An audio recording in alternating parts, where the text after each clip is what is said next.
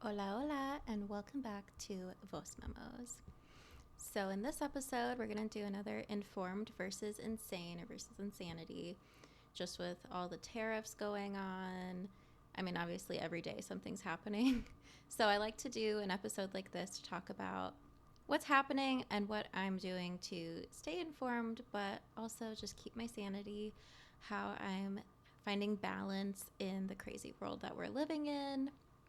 And so, with all the recession talk, I want to talk about my recession, back to my 8-year-old self, back to the last recession, and just my journey down a path of nostalgia from the last couple weeks, and maybe encourage you to find a new cozy game. Hint, hint at what we're going to talk about this time. So, if any of that sounds interesting to you, grab a drink, grab a snack, and let's get into it.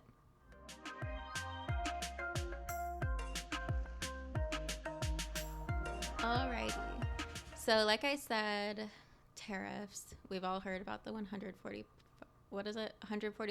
tariff on China, on the whole world. There, like Trump put a bunch of tariffs on the whole world.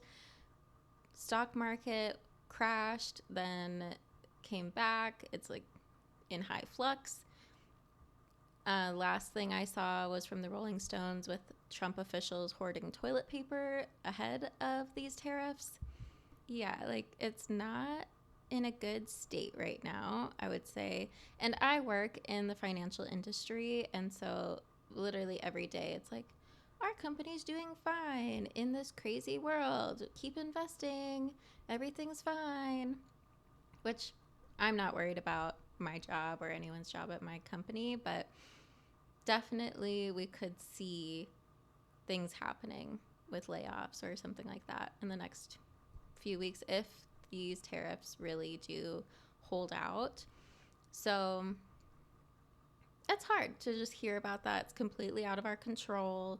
And I don't know, like, I want to know what I can do, but there's not much you can do beyond like the basic call your reps and attend a protest if there's one locally to you, right?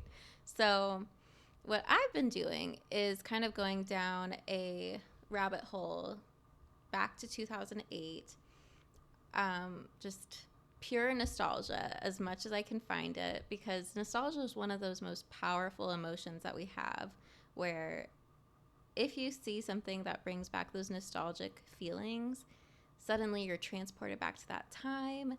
Usually it's like a happy, like it's usually associated with happy moments in your childhood or something like that. And I don't know, like it started off, I think, with this random YouTube channel, and I'll link her below. But she was covering the Papa's Pizzeria lore. So if you were a kid growing up around 2008, the recession, you probably were on like Cool Math Games and all of those websites, especially like trying to get away from the educational content if you could get away with it. And one of those games I saw everyone playing was Papa's Pizzeria. I think he had an ice cream shop, a taco shop, just all these like custom order fulfillment like type games, like play as if you're running a pizzeria.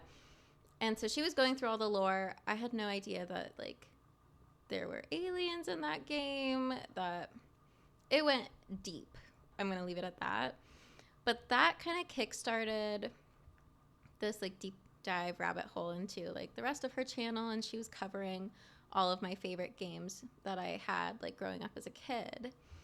And then because I started watching her, my YouTube started feeding me more nostalgia, like bait, I guess, where I started watching like Poptropica speed runs and just reminiscing about my times playing Poptropica and remembering Webkins. And by the way, I covered this way in like the beginning of this podcast, but I still have my Webkins login.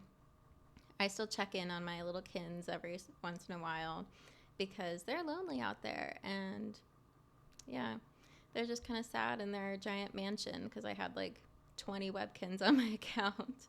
So yeah, like that's been really nice just to see like old memories come up. in the form of YouTube walkthroughs and reviews and discussion, because I need a break from like the politics and recession talk. So I've been watching those. But then the main thing I want to talk about on this podcast is just like my latest obsession with Infinity Nikki. And forgive me if I call it Nikki Infinity. I get it. I don't know why in my brain I want to call it Nikki Infinity. It's Infinity Nikki.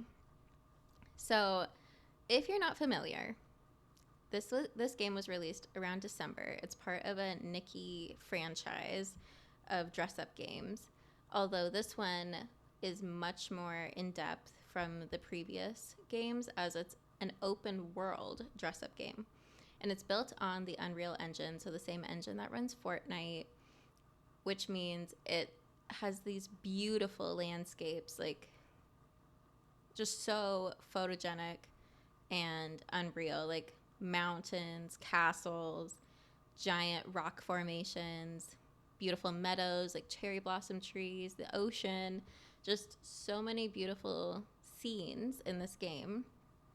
And so the premise is Nikki is transported to the world of Mirrorland, and she starts this quest to find the miracle outfits, which will help her solve quests and kind of save Wishfield.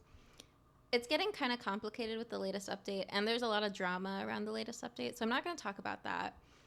If you want to deep dive into the 1.5 drama, go for it. I honestly, like, I'm just a free player. Like, this is a gacha game, so you can put in your own money and spend to get, like, more outfits, more abilities, but you don't have to. I've been playing this game for, like, 2 months now, and I still have not gotten through, like, the main quest, or, like, there's so much free stuff you can unlock, like, just by talking to people you can get more outfits. So, to me, I don't really care about the 1.5 drama, but for the people that spend money, they care. So, that's a whole thing. But this game, people, like, if you were the type that was playing Pixie Hollow, Poptropica, Barbie dress-up games, Polly Pocket dress-up games, all of those, like, girl games from, like, around 2008, this game will just trigger something in your mind, because it's, like, all of those wrapped into one. You can dress up your character, she can wear makeup, she can change her hair, and the outfits actually matter, because some of the outfits help you solve quests. Some of the outfits have special abilities, like the floating outfit that helps you jump, double jump, long jump, whatever you want to call it.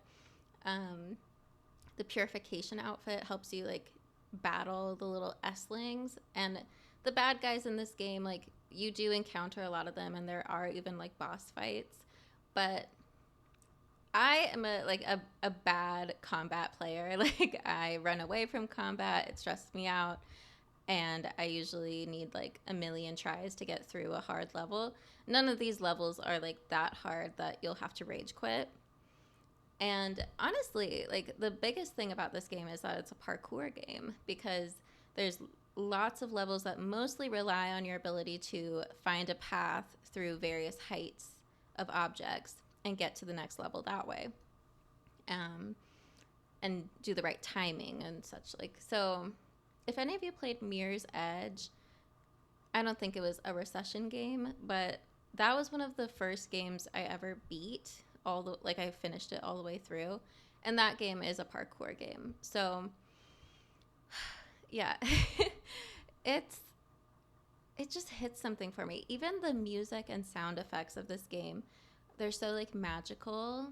They sound exactly like Pixie Hollow or Webkinz World, or even those dress-up games like Barbie, like, wave your magic wand and then, like, magically poof, she has her makeup done.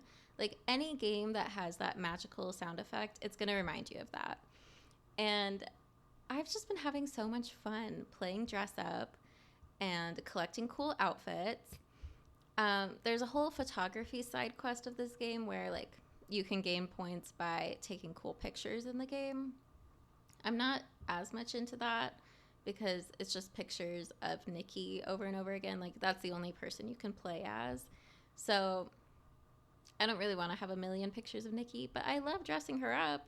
Like, she's just like a Barbie. Like, and her default is pink hair. So she is just a hoot. And then, not to mention her sidekick Momo, who is with you at all times.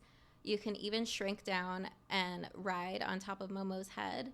But Momo is an anthropomorphic cat, and he is obsessed with barbecue.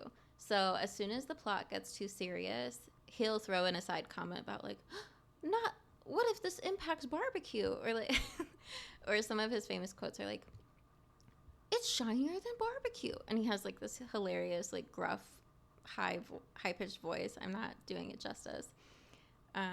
What else does he say? The setting sun looks like a delicious helping of savory barbecue. You can tell how many hours I've spent in this game, because yeah, he says that every other time the sun sets, and I just can't get enough of Momo. And he's like chubby, and also like the game is self-aware of that. Like, characters, NPCs in the game will comment on how adorable and chubby Momo is. So I really like that, even though there's like sprites and fairies and like random magical beings, they will still comment on how Momo is adorable and fat. So it's not like an accepted, well-known species. Momo is just Momo. And Momo was there even before Nikki got transported to Wishfield. So Momo is just Momo. Like, I love it. And it makes me feel like it's me and Bobby battling the S-lings, trying to find the miracle outfits. Like, if you're a cat lady, you will love this game, because it's just you and your cat battling the world and saving the world. So, yeah. Infinity Nikki has been my cure for everything recently. Like, if I'm feeling sad, if I'm feeling overwhelmed, I just log in to Mirrorland, and all of a sudden I have a million quests I can complete. And the main quest is so wholesome. It's literally finding the miracle outfits and then like helping people fulfill their wishes, basically, is what it boils down to. And I love that.